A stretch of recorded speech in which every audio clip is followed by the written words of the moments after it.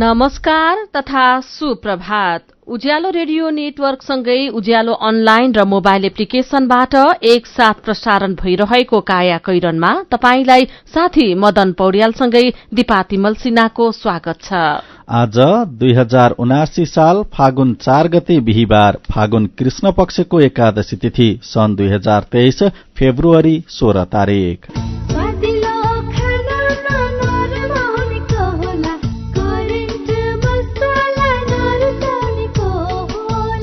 काया कैरनको साथमा करेन्ट मसला र करेन्ट चिया, स्वादको झट्का। काया कैरन शुरू गरौं मुख्य खबरका शीर्षकहरूबाट। पोखरामा यतिको जहाज दुर्घटनाको प्रारम्भिक प्रतिवेदन सार्वजनिक। पोखरा विमानस्थलमा तत्काल पश्चिम तर्फबाट जहाज अवतरण गर्न नदिन सिफारिस। ग्यास सिलिण्डर विस्फोट हुँदा सांसद चन्द्र भण्डारी र उहाँकी आमा घाइते, कीर्तिपुर अस्पतालमा उपचार हुँदै। जनकपुर जयनगर रेल सञ्चालनको 10 महिनामा 10 करोड़ घाटा। रेल चालकदेखि इन्जिनियरसम्म भारतीय, जनशक्ति स्वदेशी भए 80% खर्च घट्ने, तर जनशक्ति उत्पादनमा सरकारको छैन चासो। टर्की भूकम्पमा 70 लाख बालबालिका प्रभावित भएका, राष्ट्रसंघको भनाई। आगामी 3 महिनासम्म सिरियामा सहयोग गर्न आग्रह। र मैत्रीपूर्ण खेलमा नेपालको महिला फुटबल टोलीले भारतसँग बराबरी खेल्यो। इंग्लिश प्रिमियर लिग फुटबलमा आर्सेनललाई हराउँदै म्यानचेस्टर सिटी शीर्ष स्थानमा।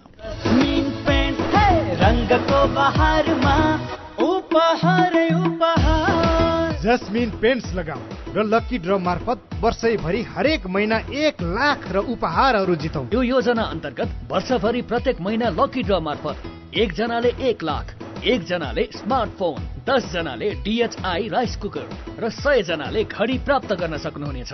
नेपाली मनको नेपाली रङ, जस्मिन पेन्ट्स। थोरै बचत धेरै कायदा, बीमाका छन् फाइदै फाइदा। सरकारी स्वामित्व र बीमाको क्षेत्रमा विश्वसनीय नाम राष्ट्रिय बीमा संस्थान। जीवन बीमाका लागि आजै राष्ट्रिय बीमा संस्थान रामशाहपथ काठमाडौँ वा नजिकैको शाखामा सम्पर्क गरौं। सुनिश्चित भविष्य मात्र होइन बचत, आर्थिक स्वतन्त्रता हो, आत्मविश्वास हो, आत्मा सम्मान हो, सम्पन्न जीवन हो। बचत बचत गरौं, बचत गरौं, बचत गरौं, बचत गरौं। धेरै छन् बचतका खुशीहरू, बचत गरौं। ग्लोबल IME बैंक, सबैका लागि बैंक। खुशी कसरी खुशी हुन्छ जब बढ्ने छैन कोही, आफ्नो भन्दैमा आफ्नो हुन्न सम्पर्कमा बस्या खै। सम्पर्कका लागि बलियो आधार, नेपाल टेलिकम हो राष्ट्रकै सञ्चार। सम्पर्कको आधार राष्ट्रको सञ्चार, नेपाल टेलिकम राष्ट्रको सञ्चार। नेपाल टेलिकम राष्ट्रको सञ्चार। काया कैरनमा अब खबरको सिलसिला। पोखरा अन्तर्राष्ट्रिय विमानस्थलको पश्चिमतर्फको रनवे 12 मा जहाज अवतरणको अनुमति दिनुअघि भिजुअल अप्रोच बारे विस्तृत अध्ययन गर्न दुर्घटना जाँच आयोगले सरकारलाई सिफारिश गरेको छ। आयोगको सिफारिशसँगै तत्काललाई पश्चिमतर्फको रनवे 12 बाट जहाज अवतरण गर्न नपाइने भएको छ। गएको माघ 1 गते एटी एयरलाइन्सको ATR 72 जहाज रनवे 12 बाट अवतरण गर्ने क्रममा पोखराको सेतीको खोजमा खस्दा चालक दलका सदस्यसहित 72 जनाको ज्यान गएको थियो। दुर्घटना लगत्तै सत्य तथ्य छानबिन गर्न गठित पूर्व सचिव नगेन्द्र प्रसाद घिमिरे नेतृत्वको 5 सदस्यीय जाँच आयोगले बुधबार हिजो प्रारम्भिक प्रतिवेदन सार्वजनिक गरेको हो। रनवे 12 बाट जहाजलाई सुरक्षित तवरले भिजुअल फ्लाइट रूल VFR अवतरण गर्ने विधिबारे विस्तृत अध्ययन गरेर मात्रै अनुमति दिन सिफारिश गरेको आयोगका सदस्य सचिव बुद्धिसागर लामिछानेले जानकारी दिनुभयो। पोखरामा दुवैतर्फका धावन मार्गमा VFR उडान हुँदै आएको थियो, तर दुर्घटनापछि नियमनकारी निकायले रनवे 12 बाट अवतरणमा रोक लगाएको छ। पाइलटले आँखाले आकाश हेरेर जहाज उडान अवतरण गर्ने विधिलाई VFR भनिन्छ। यस्तै पाइलटले आधुनिक उपकरणको माध्यमबाट मोनिटरमा आएका संकेतलाई हेरेर उडान अवतरण गर्ने विधिलाई IFR भनिन्छ। जहाज अवतरणको क्रममा बेस लेगमा दुवै इन्जिनका प्रोपेलर फेदरमा गएपछि दुर्घटनामा परेको आएको प्रारम्भिक ठहर छ। तर किन प्रोपेलर फेदरमा गयो भन्ने विषयमा थप अध्ययन भइरहेको लामिछानेले बताउनु भएको छ। प्रोपेलर फेदरिङ हुँदा इन्जिन चालू अवस्थामा रहे पनि पावर दिन सक्दैन र जहाज भुइँमा बजारिन्छ। जहाजको प्रोपेलर फेदरमा जानु भनेको इन्जिन बन्द हुनु बराबर हो। एक इन्जिनियरले भनेका छन् इन्जिनले जहाजलाई तान्न आवश्यक पावर दिन नसकेपछि गरौं वस्तु झैं भुइँमा बजारिन पुग्छ। पोखरा दुर्घटनामा पनि पाइलट कमल केसी र अन्जु खतेवड़ाले जहाजको इन्जिनबाट कुनै पावर नआएको बताएको अध्ययनमा भेटिएको छ। त्यति बेला जहाज जमिनको सतहबाट 311 फिट माथि रहेको थियो। जहाज धावन मार्गतर्फ मोड्नुपर्ने बेलामा दुवै इन्जिनका प्रोपेलर फेदरमा गएको र जहाज अगाडि हुत्तिन नसकेर भुइँमा बजारिन पुगेको प्रारम्भिक प्रतिवेदनले देखाएको छ। दुर्घटनाग्रस्त जहाजको ब्ल्याक बक्समा रहेको फ्लाइट डाटा रेकर्डर र ककपिट भोइस रेकर्डरको विश्लेषण तथा अनुसन्धानबाट दुवै इन्जिनका प्रोपेलर फेदरमा गएको देखिएको हो। नयाँ विमानस्थलमा पाइलटलाई उडान गर्नुभन्दा अघि प्रशिक्षक पाइलट आईपी ले एयरपोर्ट क्लियर गरिदिनुपर्ने हुन्छ। त्यसैले जहाजको पाइलट सीटमा क्याप्टेन अन्जु खतिवड़ालाई राखेर आईपी कमल केसी को पाइलट सीटमा बस्नुहुन्छ। जहाजमा पाइलट सीटमा बस्ने कमाण्डर हो जसको जहाज उडाउन मुख्य भूमिका रहन्छ। गएको माघ 1 गते बिहान 10:32 काठमाडौँबाट पोखराका लागि उडेको जहाज उचाइ लिएर पोखरासम्म पुग्दा कुनै समस्या देखिँदैन। पोखराको आकाशमा जहाज तल झर्दासम्म पनि ठिकै थियो। जहाज अवतरणका लागि पोखरा एयरपोर्टको एयर ट्राफिक कन्ट्रोल एटीसी सँग पहिलो सम्पर्क हुँदा पूर्वतर्फको रनवे 30 मा अवतरण गर्न अनुमति दिइन्छ। तर पाइलटले जहाज अवतरणका लागि पश्चिमतर्फको रनवे 12 माग्छन् र एटीसीले अनुमति दिन्छ। जहाज धावन मार्गतर्फ अवतरणका लागि सोझो बनाउने क्रममा बेस लेगमा दुवै इन्जिनको प्रोपेलर फेदरमा जान्छ। यसको मतलब जहाज अगाडि बढ्न नसक्ने हुन्छ। प्रोपेलर फेदरमा जानु भनेको जहाजको इन्जिन चलिरहे पनि बन्द भएछ र हो। इन्जिन चलिरहेकै छ तर जहाजलाई अगाडि बढ्न पावर आएन। जहाजको प्रोपेलर फेदरिङमा गएपछि निरन्तर वार्निङ आउन थाल्छ। त्यसबेला जहाजमा खतराको संकेत पनि आइसकेको हुन्छ। अवतरणको दौरानमा पाइलट सीटमा बसेकी अन्जुले को पाइलट सीटमा बसेका प्रशिक्षक पाइलट कमलसँग सुझाव मागिरहेकी हुनुहुन्छ। उहाँले जहाज देब्रेतर्फ मोड्ने कि नमोड्ने भनेर प्रशिक्षक पाइलटसँग सोध्नुहुन्छ। कमलले उहाँलाई जहाज देब्रे मोड्न अनुमति दिनुहुन्छ। जहाजलाई तल लैजाने कि नलैजाने भनेर सोध्दा कमलले त्यसो नगरी इन्जिनको पावर बढाउन भन्नुहुन्छ। त्यसबेला जहाजले पावर दिन सकेन। प्रशिक्षक पाइलट कमलले को पाइलटको सीटबाट जहाजको कमाण्ड सम्हाल्नुहुन्छ। कमाण्ड सम्हालेपछि 10:57 जाँदा उहाँले पनि इन्जिनबाट पावर नआएको बताउनुहुन्छ। त्यसको 4 सेकेन्डपछि 10:57 मा जहाज जमिनबाट 311 फिटको उचाइमा झरिसकेको वार्निङ आउँछ। 10:57 जाँदा रेडियो अलर्टले जहाज 200 फिटमा रहेको अनाउन्स गर्छ र 10:57 मा जहाज भुइँमा बजारिएको आवाज सुनिन्छ। प्रतिवेदन भन्छ यसरी खस्यो जहाज। यतिको जहाज दुर्घटनाको प्रारम्भिक प्रतिवेदन आजका पत्र पत्रिकाले खबर छापेका छन्। खाना पकाउने ग्यास सिलिण्डर विस्फोट हुँदा सांसद चन्द्र भण्डारी घाइते हुनुभएको छ। गैराती आफ्नै घर काठमाडौँको बुद्धनगरमा ग्यास सिलिण्डर पड्किँदा सांसद भण्डारी र उहाँकी 86 वर्षीय आमा घाइते हुनुभएको नेपाली कांग्रेसका महामन्त्री समेत रहेका सांसद विश्वप्रकाश शर्माले जानकारी दिनुभएको छ। घाइते दुवैजनाको अहिले काठमाडौँको कीर्तिपुर अस्पतालमा उपचार भइरहेको छ। उपचारमा संलग्न डाक्टरका अनुसार भण्डारीको झण्डै 25% र उहाँकी आमाको 70% शरीर जलेको छ। नेपाली कांग्रेसका नेता भण्डारी गएको मंगिरमा भएको प्रतिनिधि सभा सदस्य चुनावमा गुल्मीको निर्वाचन क्षेत्र नम्बर 1 बाट निर्वाचित हुनुभएको थियो। संसदमा पेश भएको सम्पत्ति शुद्धिकरण सम्बन्धी विधेयक पास भएमा फौजदारी अपराधको अनुसन्धानमा नेपाल प्रहरीको दायरा फराकिलो हुने भएको छ।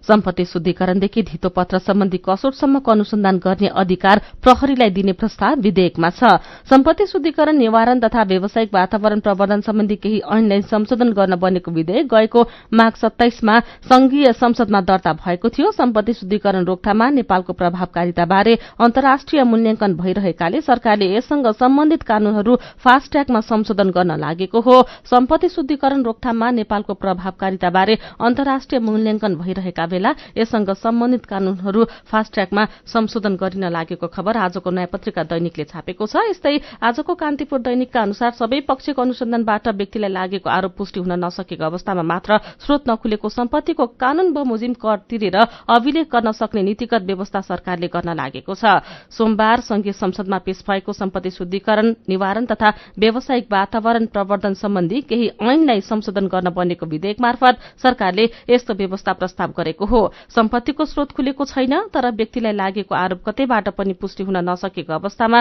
त्यस्तो सम्पत्तिमा कर तिरेर अभिलेखीकरण गर्न पाउने व्यवस्था सरकारले गर्न लागेको छ। विधेयकमा सम्बद्ध कसुरबाट प्राप्त भएको भन्दा बढ़ी स्रोत खुल्न नसकेको सम्पत्ति जफत हुने व्यवस्था पनि रहेको छ। सांसदले आफूलाई कानूनभन्दा माथि राख्न गरेको प्रयास सर्वत्र विरोधपछि फिर्ता भएको छ। हत्या होस् वा बलात्कार, मानव बेचबिखन होस् वा लागू औषध कारोबार, फौजदारी मुद्दामा पूर्वपक्षका लागि अदालतले जेल पठाउँदा वा फरार रहँदा पनि माननीय नै बनिरहने हठबाट सांसदहरू पछि हटेका छन्। अब पूर्वपक्षका लागि अदालतले थुनामा पठाए राष्ट्रसेवक कर्मचारीले जस्तै सांसद पनि निलम्बित हुने गरी प्रतिनिधि सभा नियमावली बन्ने भएको छ। घाइतेहरूलाई जिउँदै इटा भट्टामा हालेको अभियोग लागेपछि पूर्वपक्षका लागि कारागारमा रहेका तत्कालीन सांसद मोहम्मद अफ्ताब आलमको सेवा सुविधा कटौती भएको थियो, तर उहाँको पद निलम्बन भएको थिएन, किनकि अघिल्लो प्रतिनिधि सभाको नियमावलीमा यस्तै व्यवस्था थियो। सेवा सुविधा मात्रै स्थगित हुने प्रावधानलाई यसपालि निरन्तरता दिन केही सांसदले जोडबल गरे पनि निलम्बन समेत हुने सहमति बनेको हो। कायाकैरनमा रिपोर्टसँगै खबरहरू बाँकी नै छन्, सुन्दै गर्नुहोला। चामल र मैदाको तुलनामा कोदो, फापर, चिनो, कागुनो, लट्टे आदिमा शरीरको लागि आवश्यक पोषक तत्वहरू प्राय बढ़ी पाइने हुनाले यिनको नियमित सेवन गरेमा मुटु रोग, मधुमेह, उच्च रक्तचाप लगायतका रोग लाग्ने जोखिम कम हुनुका साथै बाल बालिकामा हुने कुपोषण र महिलामा हुने रक्त अल्पता समेत घटाउन सकिन्छ। तसर्थ खाने बानीमा परिवर्तन गरौं, दैनिक भोजनमा यस्ता बालिका परिकारहरूलाई समावेश गरी निरोगी बनाऊ। बाली विकास तथा कृषि जैविक विविधता संरक्षण केन्द्र, श्रीमहल, ललितपुर। उमेर कम तिमी भन्दा बुद्धि चाहिँ धेरै, डर छैन जे भए पनि बिमा छ मेरै। रोग ब्याध लागिहाले हातमा पैसा छ त, गोजी खाली भयो भने के पो गर्ने हो त। पैसा त जहाँ पनि आफैले त तिर्नु पर्छ नि सुरुमा, होइन र? अरू ठाउँमा पर्ला, सानीमामा पर्दैन। आफ्नो लागि मात्र होइन नि, सबै परिवारको लागि। नेपालमै पहिलो पटक सानीमा बैंक प्रस्तुत गर्दछ फ्यामिली सुपर सेभिङ्स खाता, जसमा आफ्नो सम्पूर्ण परिवारको अस्पताल भर्ना खर्च भुक्तानी गर्नै नपर्ने। प्रत्येक सदस्यलाई रु 1 लाखसम्मको उपचार बिमा र रु 10 लाखसम्मको दुर्घटना बिमा। मेड लाइफ र सिद्धार्थ इन्सुरेन्स लिमिटेडको सहकार्यमा बिमा सुविधा। थप जानकारीका लागि नजिकैको शाखा वा 980119 मा सम्पर्क गर्नुहोला। सानीमा बैंक, सबल अनि विश्वसनीय। सुरक्षित र समृद्ध होस् जिन्दगीको सेरोफेरो, भोलिको लागि सोच्नु पर्ने कर्तव्य हो तिम्रो मेरो। ढुक्क हुन भोलिलाई बिमा गरौँ है, नेशनल लाइफ इन्सुरेन्समा बिमा गरौँ है। विगत 35 वर्षदेखि सञ्चालनरत नेपालकै पहिलो अग्रणी जीवन बिमा company national life insurance company, Lazimpat, Kathmandu. तिमीले पनि पाउने मलाई पनि आउने कुरो आएपछि मन भयो रमाउने। हे आइएमई पे रिफर गरिदे, मलाई पनि फाइदा अनि तिमीलाई पनि छ। हे आइएमई पे रिफर गरिदे, मलाई पनि फाइदा अनि तिमीलाई पनि छ। IME pay refer and earn offer. IME pay mobile एपलाई आफ्नो साथी सर्कलमा रिफर गर्ने र सो रिफर एक्सेप्ट गर्ने दुवैले पाउनुहोस् 25-25 रुपैयाँ। त्रिशुली जलविद्युत कम्पनी लिमिटेडका साबिक सर्वसाधारण शेयर धनीहरूका लागि शेयर बापत चुक्ता हुन बाँकी रकम भुक्तानी गर्ने सम्बन्धी जरुरी सूचना। त्रिशुली जलविद्युत कम्पनी TJCL को शेयर बापतको बाँकी रकम भुक्तानी नगरेका साबिक सर्वसाधारण शेयर धनीहरूलाई कम्पनी ऐन 2063 को दफा 53 को उपदफा 1 र 2 बमोजिम 2079 असोज 4 गतेदेखि कार्तिक 17 गतेसम्म शेयर बापतको बाँकी रकम माग गरिएकोमा उक्त अवधिमा त्यस्तो रकम नबुझाएका शेयर धनीहरूका हकमा सोही ऐनको दफा 53 को उपदफा 3 बमोजिम थप गरिएको 3 महिनाको अवधि 2079 फागुन 17 गतेसम्म मात्र रहेकाले उक्त मितिभित्र आफूले बुझाउनु पर्ने शेयर बापत प्रति शेयर 88 रुपैयाँ 74 पैसाका दरले हुने रकम मेरो शेयर वा आस्पा मार्फत आवेदन गरी बुझाउनु हुन शेयर धनीहरूमा कम्पनी हार्दिक अनुरोध गर्दछ। यस सम्बन्धी विस्तृत जानकारीका लागि 2079 मक्सिर 18 गतेको नागरिक राष्ट्रिय दैनिक पत्रिकामा प्रकाशित सूचना हेर्नु हुन समेत अनुरोध छ। उज्यालो रेडियो नेटवर्कसँगै उज्यालो अनलाइन र मोबाइल एप्लिकेशनमा प्रसारण भइरहेको काया कैरनमा तपाईंलाई फेरि स्वागत छ। यतिन्जेल हामीले पोखरामा यतिको जहाज दुर्घटनाको प्रारम्भिक प्रतिवेदन सार्वजनिक, पोखरा विमानस्थलमा तत्काल पश्चिमतर्फबाट जहाज अवतरण गर्न नदिन सिफारिश, ग्यास सिलिण्डर विस्फोट हुँदा सांसद चन्द्र भण्डारी र उहाँकी आमा घाइते, कीर्तिपुर अस्पतालमा उपचार चल्दै लगायतका खबर प्रस्तुत गर्यौं। अब बाँकी खबर। ललितपुरका एक युवकसँग प्रेम सम्बन्धमा रहेकी युवतीको अर्कै व्यक्तिसँग विवाह भयो। खुशी साथ वैवाहिक जीवन बिताइरहेकी उहाँलाई अचानक पूर्व प्रेमीले सताउन थाले। 6 वर्ष अघि प्रेम सम्बन्धमा रहँदा युवकले खिचेर राखेका संवेदनशील तस्बिर र भिडियोहरू वेबसाइटमा सार्वजनिक गरी युवतीका श्रीमान र परिवारका सदस्यको मोबाइलमा पठाउन र अश्लील गालीगलौज गर्न शुरू गरे। अति भएपछि वैवाहिक जीवन तहस नहर गस्ने, अनावश्यक तनाव दिई चरित्र हत्या गर्ने गरेको हुँदा अनुसन्धान गरिपाऊ भनी युवतीले काठमाडौँको भोटाइटी स्थित साइबर ब्यूरोमा उजुरी दिएकी छन्। नेपाल प्रहरीको साइबर ब्यूरो कार्यालयका एसपी पशुपति रायका अनुसार दिनमा यस्ता उजुरी 70-80 वटा आउँछन्। सूचना प्रविधिको दुरूपयोगका कारण बढ़िरहेका नयाँ शैली र प्रवृत्तिका अपराधको एकत्रित अनुसन्धान गर्न सरकारले 2075 सालमा साइबर ब्यूरो स्थापना गरेको थियो। यससँगै यस्ता उजुरी अपराध महाशाखाले हेर्ने गर्थ्यो। ब्यूरो स्थापना भएदेखि गएको वर्षसम्ममा उजुरी विश्लेषण गर्दा साइबर सम्बन्धी उजुरीको दर 13 गुणाले बढेको छ। एसपी रायका अनुसार सुरुमा फेसबुक, भाइबर, इमो वा अन्य सामाजिक सञ्जालमा सामान्य चिन्जानपछि पीड़ितको अकाउन्टमा अनधिकृत पहुँच बढ़ाएर चिट्ठा वा उपहार परेको भन्दै रकम असुल्ने समेतको ठगी धन्दा अहिले ह्वात्तै बढ़ेको छ। साइबर अपराधको बढ्दो गराफ शीर्षकको खबर कान्तिपुर दैनिकले छापेको छ।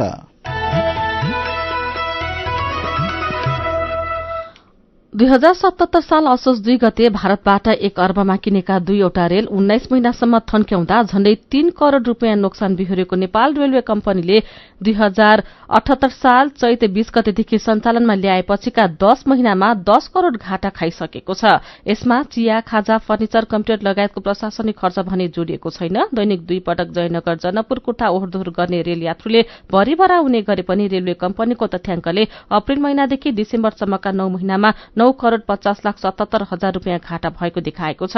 मासिक 1,59,53,53,000 का दरले 9 महिनामा 14,35,77,000 खर्च गरेको कम्पनीको कमाई भने यो अवधिमा 5,85,00,000 मात्रै भएको छ। यात्रुको भाडाबाट मासिक 65 लाख का दरले आमदानी हुने गरेको कम्पनीको तथ्याङ्क छ। डिसेम्बर यता भने भारतीय कर्मचारीको तलब सुविधा र सरसफाई तथा मर्मत सम्भार खर्च कटौती गरेर मासिक घाटा 62 लाखमा झारेको छ। यसरी जनवरीसम्म 10 महिनामा 10 करोड़ नै घाटा भएको छ।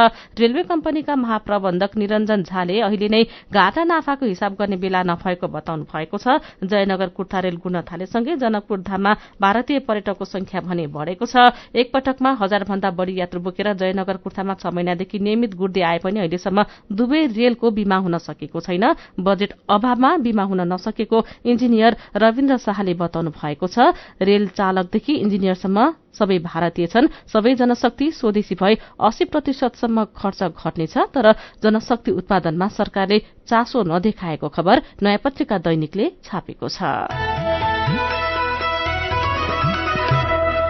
काठमाडौँ उपत्यका सहित धेरै शहरका फुटपाथ र सड़क छेउछाउ व्यापारीको आयार्जन गर्ने ठाउँ बन्दै आएको छ। अरू विकल्प नहुँदा उनीहरू सड़कमै व्यापार गरेर गुजारा चलाउन बाध्य छन्। तर महानगर र नगरपालिकाहरूले कडाई गर्न थालेपछि फुटपाथमा व्यापार गरेर गुजारा चलाउनेहरू मारमा परेका छन्। आय आर्जन गर्नेहरूलाई विकल्प दिएर मात्र फुटपाथ व्यवस्थापन गर्नुपर्ने आवाज उठे पनि यसतर्फ कसैको ध्यान पुगेको छैन।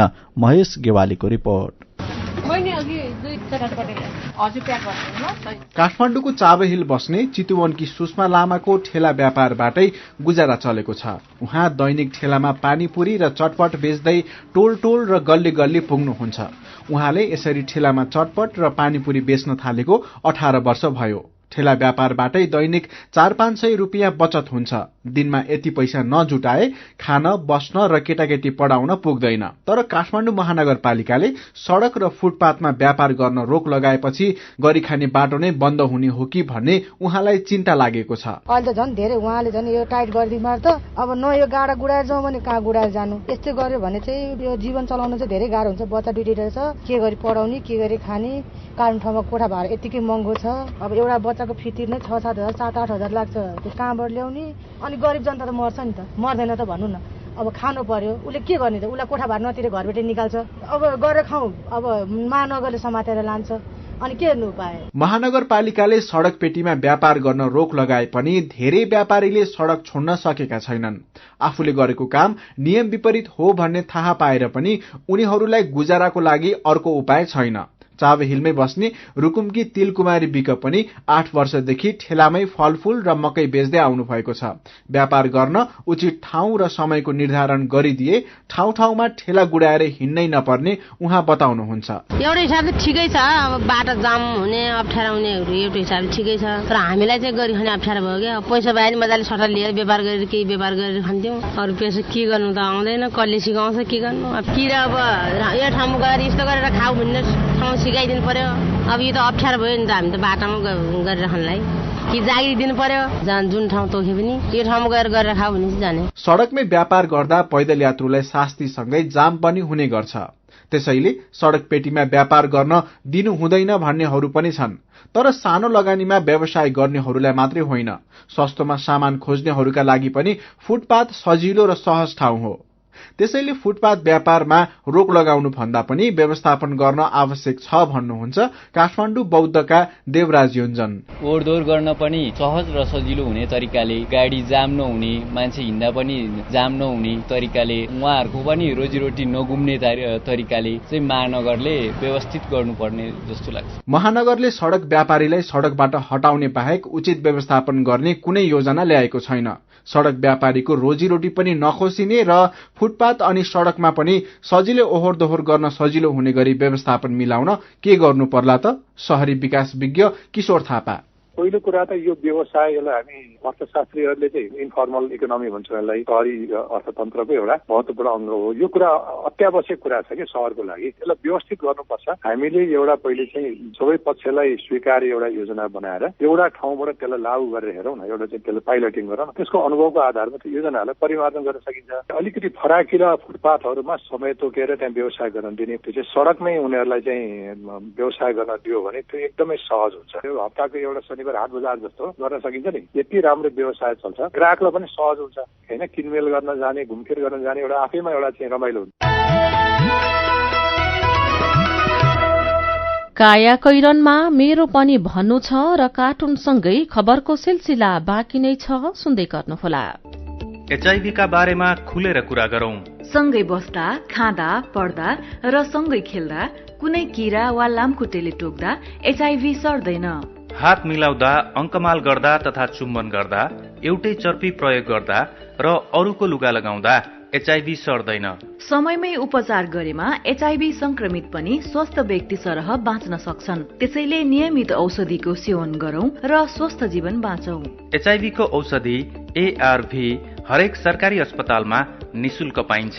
एचआईभी संक्रमितहरू अरू भन्दा भिन्न होइनन् भन्ने कुरा बुझौं र समान व्यवहार गरौं।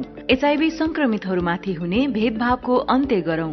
Nepal youth foundation, Bara plus, Lumbini plus र मकवानपुर महिला समूह। आधुनिक र प्राकृतिक चिकित्सा पद्धतिको वैज्ञानिक सम्मिश्रण स्थल डनी हिलिङ क्लिनिक।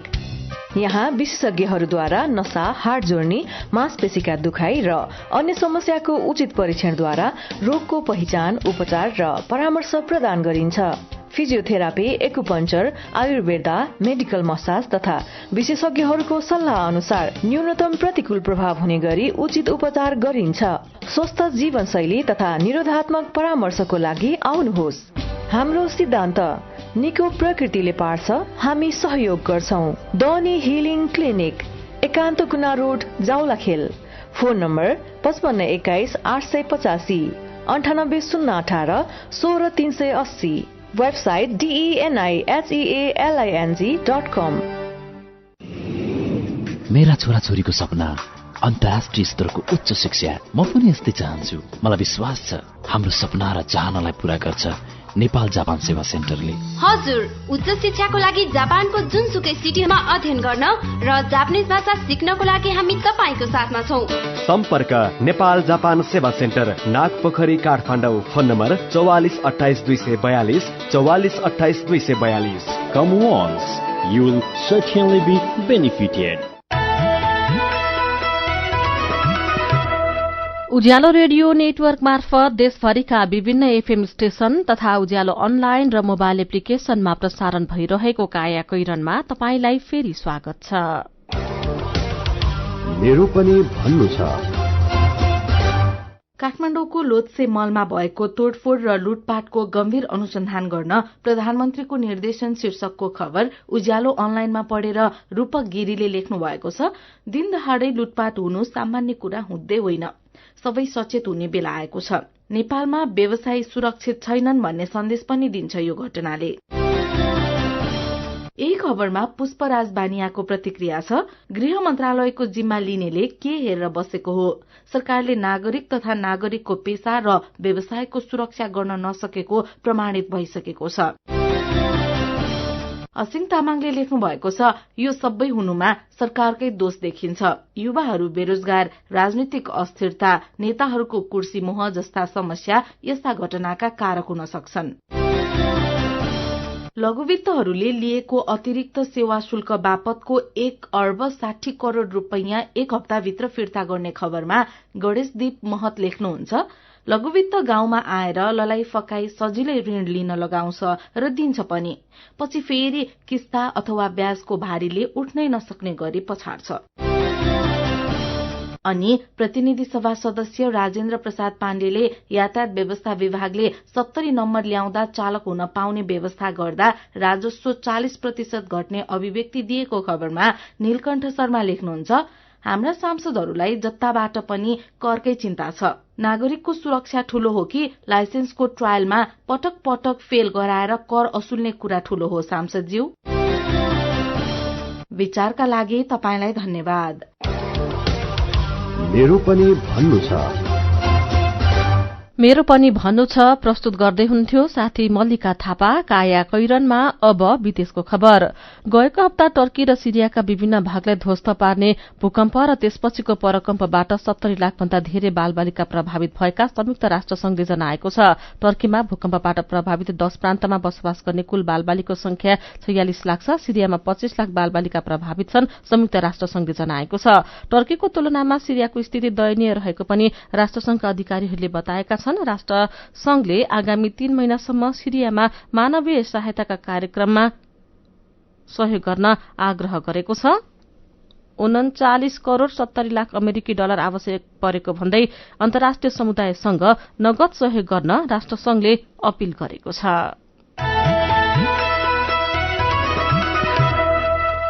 अब खेल खबर। पहिलो मैत्रीपूर्ण खेलमा नेपाली राष्ट्रिय महिला फुटबल टोलीले घरेलु टोली भारतसँग बराबरी खेलेको छ।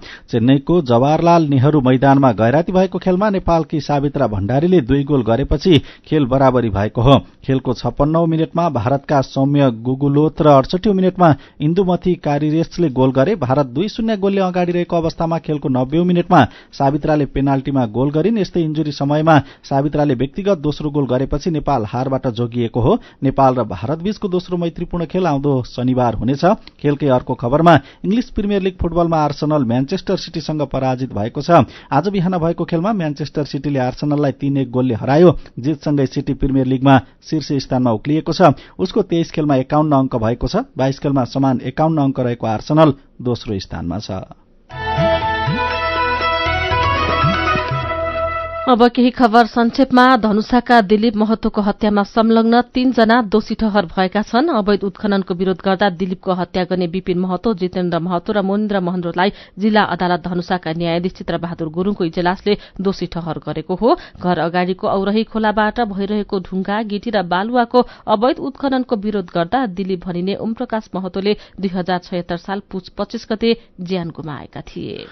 काठमाडौँको गोङ्गबु बस पार्क क्षेत्रमा तोडफोड र आगजनी गरेको आरोपमा थप 6 जना पक्राउ परेका छन्। मलेसियाले नेपाल सहित स्रोत देशबाट कामदार ल्याउन म्यान पावर कम्पनीको विकल्प खोज्न थालेको छ। म्यान पावर कम्पनीले कामदारसँग चर्को शुल्क उठाउँदा अन्तर्राष्ट्रिय बजारमा बदनाम भएको मलेसियाको निष्कर्ष छ। गोरखाको चुमनुम्रीमा पहिलो पटक गाड़ी पुगेको छ। तिब्बतसँग जोडिएको उत्तरी चुमनुम्री गाउँपालिकामा पहिलो पटक गाड़ी र मालवाहक गाड़ी पुगेका हुन्। चुमनुम्री 3 जगत बगरमा हिजो जीप, ट्रक र ट्र्याक्टर पुगेका हुन्। काया कैरनमा अब पालो उखानको। आफ्नो आफ्नो पीरको आफ्नो आफ्नो बिलौना। उखानसँगै हामी काया कैरनको अन्त्यमा आइपुगेका छौं। आजका मुख्य खबर फेरि एकपटक। पोखरामा यतिको जहाज दुर्घटनाको प्रारम्भिक प्रतिवेदन सार्वजनिक। पोखरा विमानस्थलमा तत्काल पश्चिम तर्फबाट जहाज अवतरण गर्न नदिन सिफारिश। ग्यास सिलिण्डर विस्फोट हुँदा सांसद चन्द्र भण्डारी र उहाँकी आमा घाइते, कीर्तिपुर अस्पतालमा उपचार हुँदै। जनकपुर जयनगर रेल सञ्चालनको 10 महिनामा 10 करोड़ घाटा। रेलका चालकदेखि इन्जिनियरसम्म भारतीय।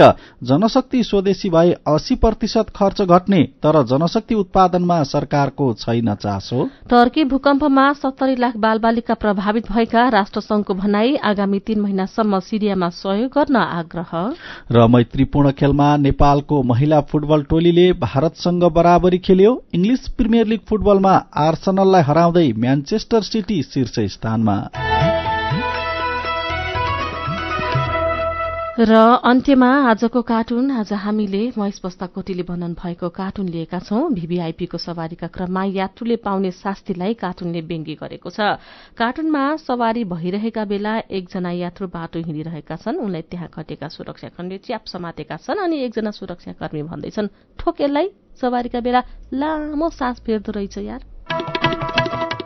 आजको काया कैरन सकिएको छ। उज्यालो मोबाइल र अनलाइनमा प्रसारण भइरहेका रेडियो र अनलाइनका सामग्री भाइबरमा पनि उपलब्ध छन्। काया कैरनबाट प्राविधिक साथी प्रवीण श्रेष्ठसँगै हामी पनि बिदा माग्छौं। घर बाहिर निस्कँदा मास्क लगाउन नबिर्सौं। नमस्कार।